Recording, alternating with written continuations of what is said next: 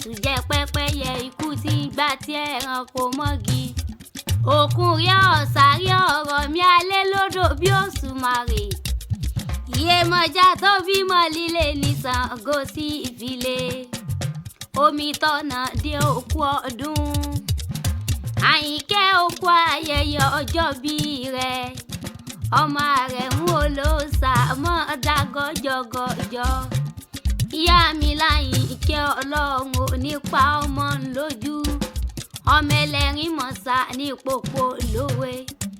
Òwe nílé bàbá rẹ̀ ọmọ eléwé ládọ́gba. Ìmọ̀ràn mẹ́wógún mi wò lẹ́rìn. Ìbàdàn nílé Olúyọ̀lé ọmọ àjẹgbíjẹ́ karahun. Ìbàdàn májàmájà tẹ ìkárà wájú lẹ́rú. Ẹ̀yin lọ máa jẹgbíjẹ́ karahun. Ọmọ àfi karahun fọ́rí mu. Ọmọ Iyemọja lọ́lá ló kan ọ̀tẹ̀ tí arẹ́yìn pọ́n Ṣàngó. Ọlálémi lọ kẹrẹ òkun. Iyemọja tó bímọ líle ní Ṣàngó sí ìfilé. Arúgbódò ayababìnrin ọ̀kẹ́rẹ́. Mọ́jẹlẹ́wì lọ́kọ́kọ́ gbé Iyemọja níyàwó ń jọ sí.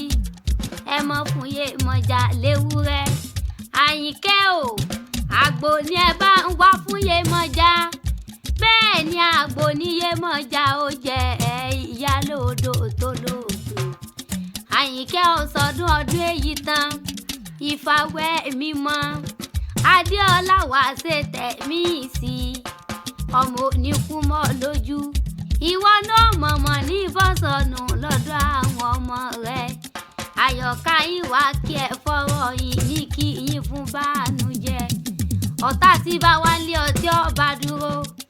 Omi tọ̀nà dé sàmì odò ní ó sì ìgbé lọ. Happy birthday to you.